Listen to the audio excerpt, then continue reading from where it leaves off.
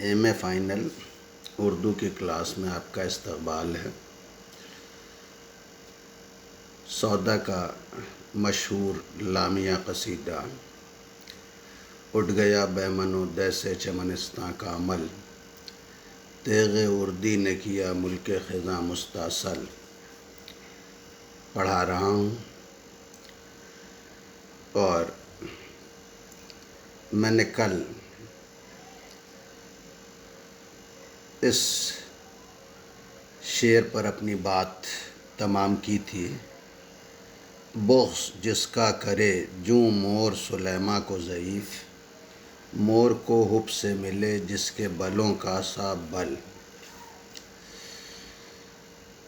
تشبیب کے بعد سودا گریز کر کے مدح کے موضوع تک آ چکے ہیں اور اپنے ممدوح حضرت علی کی مدح کر رہے ہیں۔ آج اس مدح والے حصے کو ہی مجھے پڑھانا ہے اور اس سلسلے کا پہلا شعر جہاں سے مجھے پڑھانا ہے: جائے وصلت بنبی جس کو ندی غیر از عرش، فرش گلزار زمیں حق نے سمجھ مستعمل۔ کہتا ہے جائے وصلت بنبی، نبی سے وصل کی جگہ، جس کو ندی غیر از عرش، کہتا ہے جس کو عرش کے علاوہ کہیں اور نبی سے ملنے کی جگہ نہیں دی خدا نے۔ کیوں؟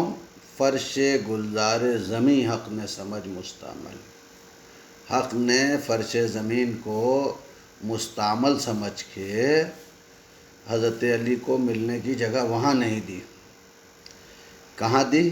عرش پر۔ اب یہ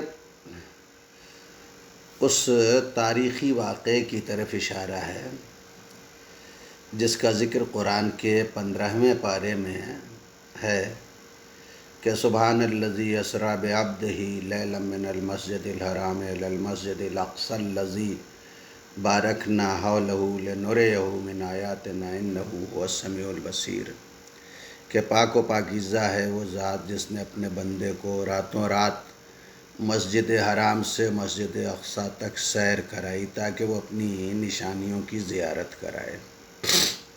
یہ قرآن میں پیغمبر کی معراج جسمانی کا ذکر ہے۔ میں نے لفظ معراج جسمانی اس لیے استعمال کیا کہ اللہ نے اس ذکر میں لفظ استعمال کیا بندہ۔ سبحان الذی اسریٰ بعبدہ، پاک اور پاکیزہ ہے وہ ذات جو اپنے بندے کو لے گئی۔ تو ظاہر سی بات ہے کہ بندے کا اطلاق ادب میں روح اور جسم دونوں پر ہوتا ہے، نہ کہ روح پر۔ تو پیغمبر جب معراج جسمانی میں عرش اعظم سے بھی آگے تشریف لے گئے تو وہاں پیغمبر سے محبوب کی ملاقات ہوئی، اور یہ کہا جاتا ہے کہ اللہ نے اپنے محبوب کو جب ملاقات کے لیے عرش اعظم پر بلایا تو وہاں 2 ہاتھ برآمد ہوئے، جن ہاتھوں کے لیے لوگوں نے پوچھا کہ وہ کس کے تھے، تو پیغمبر نے ارشاد فرمایا کہ حضرت علی کے یہ ہاتھ جیسے ہیں ایسے ہی ہاتھ برآمد ہوئے۔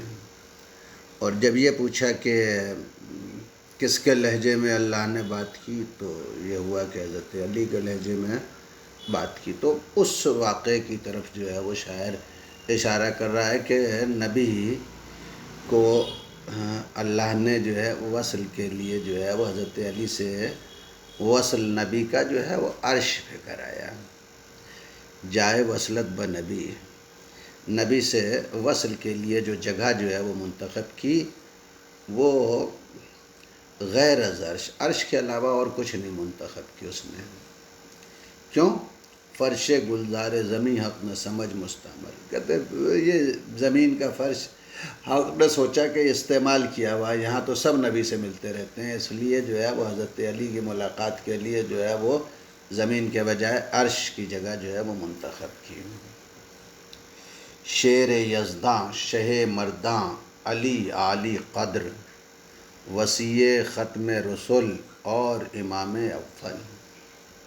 اب ابھی تک تو اس نے اشاروں میں بات کی تھی. کہتا ہے نبی سے وصل کی جگہ جو ہے وہ علاوہ عرش کے کسی کو اللہ نے نہیں دی. اب نبی سے وصل عرش پر کس کا ہوا تو وہاں تو اس نے وضاحت کی نہیں. اب اس شعر میں اس کو واضح کر رہا ہے. کہتا ہے شیر یزداں، اس کو نبی سے جو ہے وہ عرش پر ملایا جو خدا کا شیر ہے، شہ مرداں مردوں کا بادشاہ ہے، علی عالی قدر جس کا نام علی ہے اور جو بلند مرتبہ ہے، وسیع ختم رسول. اب پھر ایک صفت بیان کر رہا ہے کہ جو خاتم الانبیاء کا وسیع ہے، ان کا نائب ہے، ان کا سکسیسر ہے، اور امام اول، اور کائنات میں سلسلہ امامت کا پہلا امام ہے. خاک نالین کی جس کی مدد تالے سے پہنچے اس شخص کو جو شخص ہو آمائے ازل. کہتا ہے جس کی جوتیوں کی خاک نصیب کے مدد سے، مقدر کی مدد سے اس شخص کو پہنچ جائے جو شخص پیدائشی نابینا ہو. آما کہتے ہیں اندھے کو، آمائے ازل ازلی اندھا، پیدائشی اندھا. خاک نالین کی جس کی، کہتا ہے جس کی جوتیوں کی خاک مدد تالے سے، کہتا ہے مقدر کی مدد سے اس شخص کو پہنچ جائے جو شخص جو ہے وہ آمائے ازل پیدائشی نابینا ہے. جب پیدائشی نابینا کو اس کے نالین کی خاک مل جائے تو اس کی آنکھوں کا حال یہ ہو وہ نظر آئے اسے دہر کی بینائی سے. تو کہتا ہے دنیا کی روشنی میں اسے وہ سب دکھنے لگے، رہ گیا اور رہے گا جو ابد تک اوجھل. کہتا ہے جو دنیا کی بینائی سے، دنیا والوں کی بصارت سے قیامت تک اوجھل رہا ہے اور اوجھل رہے گا. یعنی جسے دنیا والوں کی آنکھیں نہ آج تک دیکھ پائی ہیں نہ قیامت تک دیکھ پائی ہیں، وہ جو ہے وہ اس پیدائشی اندھے کو دکھنے لگے جسے جو ہے وہ حضرت علی کی جوتیوں کی خاک مل جائے. تو اس خاک کی برکت سے اس کی بینائی اور بصارت ایسی ہو جائے کہ اسے وہ سب دکھنے لگے جو آنکھ والوں کو بھی نہیں دکھ رہا ہے، آنکھ والوں کی آنکھوں سے بھی اور ان کی بصارت سے بھی اوجھل ہے.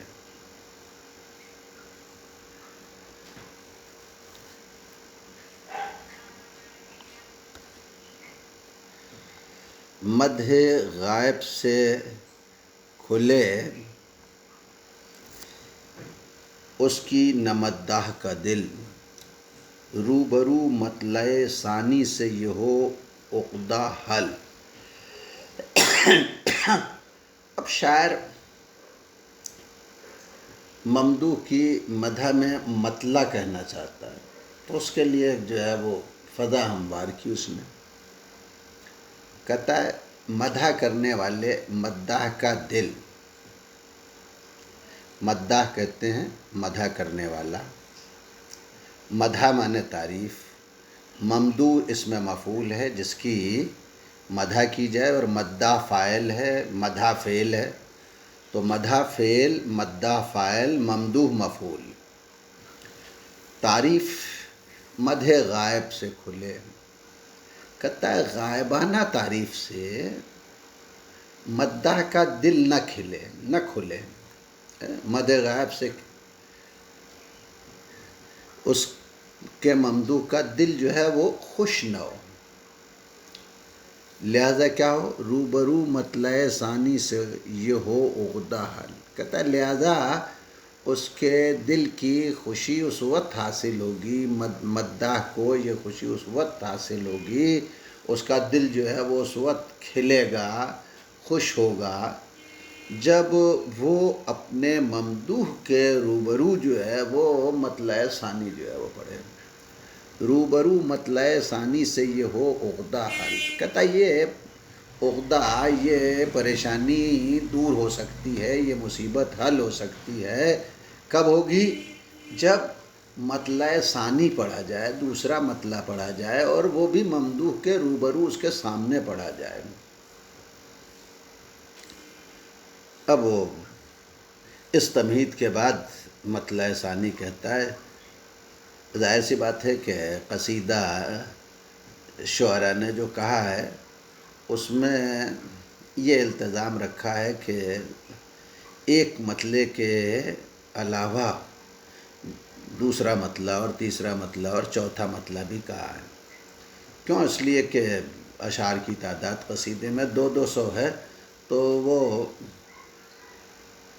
مطلع کے بعد پھر مطلع کہہ کے ایک نئی گفتگو جو ہے وہ شروع کر لی جاتی ہے، وہاں شاعر کو جو ہے وہ مطلع کہتے ہی ایک آزادی جو ہے وہ پھر سے مل جاتی ہے۔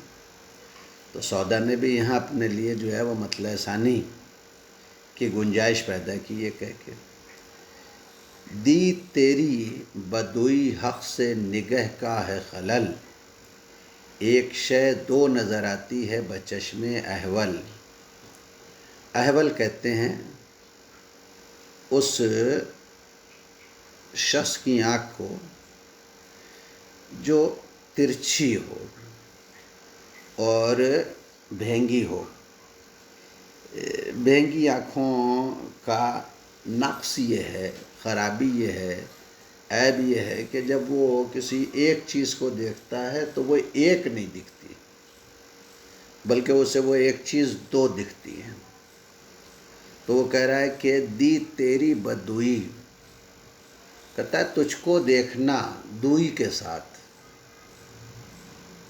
یعنی اس تصور کے ساتھ دیکھنا کہ تجھ جیسا کوئی دوسرا بھی ہے، یہ کیا ہے؟ حق سے نگہ کا ہے خلل، کہتا ہے یہ حق سے نگاہوں کی بیماری ہے، خلل ہے نگاہوں کا، یعنی نگاہیں جو ہے وہ حق کو صحیح نہیں دیکھ رہی ہیں، اگر جو ہے وہ نگاہیں حق کو صحیح دیکھ رہی ہوتی تو تیرے بارے میں یہ تصور دیکھنے والے کو نہ پیدا ہوتا کہ کائنات میں تجھ جیسا کوئی دوسرا ہے۔ جیسے خدا کا مثل و نظیر کائنات میں نہیں ہے، اگر کوئی جو ہے وہ مان لے تو وہ مشرک ہو جائے گا، شرک کرے گا، ایسے ہی کائنات میں تیرا مثل و نظیر بھی نہیں ہے۔ اگر کوئی اس نظریے کے ساتھ جو ہے وہ تجھے دیکھ رہا ہے کہ کائنات میں تیرا مثل و نظیر موجود ہے، تو یہ حق کے بارے میں اس کی نگاہوں کا خلل ہے، وہ جو ہے وہ حق کی صفتوں کو جانتا نہیں ہے۔ اگر حق کو پہچانتا ہوتا اور اسے حق کی معرفت ہوتی تو وہ اس طرح کا نظریہ نہ رہتا۔ کہتا ویسے ہی جو ہے وہ حق سے نگاہوں کا خلل ہے، جیسے جو ہے وہ احول ہوتا ہے کہ وہ اپنی دونوں آنکھوں سے چیز تو ایک دیکھتا ہے لیکن اسے دو دکھائی دیتی ہے۔ ایسے ہی حق کی معرفت نہ رکھنے والے کا معاملہ ہے کہ وہ جب جو ہے وہ بنا معرفت حق رکھے ہوئے جو ہے وہ تجھے دیکھتا ہے تو اس تصور میں پہنچتا ہے کہ تیرے جیسا کوئی اور بھی ہے، حالانکہ حقیقت یہ ہے کہ کائنات میں تو جیسا کوئی دوسرا نہیں ہے۔ تیری قدرت بجہاں قدرت حق کی خاطر خلق کے وہم غلط کار میں ٹھہرے ہے مثل. کہتا ہے دنیا میں تیری طاقت اور تیری قوت کیا ہے؟ خلق کے وہم غلط کار. کہتا ہے دنیا کے جو ہے وہ وہم میں حق کی قدرت کے لیے جو ہے وہ مثال ہے. کہتا تیری طاقت اور تیری قوت کے ذریعے حق کی قدرت کا، حق کی طاقت کا اندازہ دنیا کی جو ہے وہ غلط کار جو ہے وہ وہم میں ایک مثالی بنتی ہے. کہتا ہے دنیا کے وہم غلط کار. کہتا ہے دنیا کے غلط اوہام میں تیری طاقت حق کو سمجھنے کا جو ہے وہ ایک ذریعہ، ایک مثال بنتی ہے. تیری طاقت کے ذریعے جو ہے وہ قدرت کی طاقت کا اندازہ ہوتا ہے. مرضی حق تیری مرضی سے ہے، جوں جوہر فرد اس یقین میں نہ گما کر سکے زنہار خلل. کہتا ہے حق کی مرضی وہی ہے جو تیری مرضی ہے. جوں جوہر فرد جیسے جو ہے وہ فرد کا کمال ہوتا ہے. اس یقین میں نہ گما کر سکے زنہار خلل. کہتا ہے تیری مرضی حق کی مرضی ہے، اس یقین میں گمان جو ہے وہ کوئی خلل، کوئی ویودھان، کوئی ڈسٹربنس نہیں پیدا کر سکتا ہے. علم تیرا نہیں کچھ علم خدا سے باہر. کہتا تیرا جو علم ہے اس کی وسعت خدا کے علم سے باہر نہیں ہے. یعنی جو کچھ تو جانتا ہے وہ سب خدا کے علم میں ہے. ہائے عمل بھی وہی تیرا جو خدا کا ہے عمل. کہتا تیرے کام بھی وہی سب ہیں جو خدا کے کام ہیں. یعنی اللہ نے اپنی قدرت کا، اپنے صفات کا مظہر بنا کے تجھے دنیا میں بھیجا ہے. اپنے اللہ کے کچھ صفات ہیں، مثلا علم اس کی صفت ہے،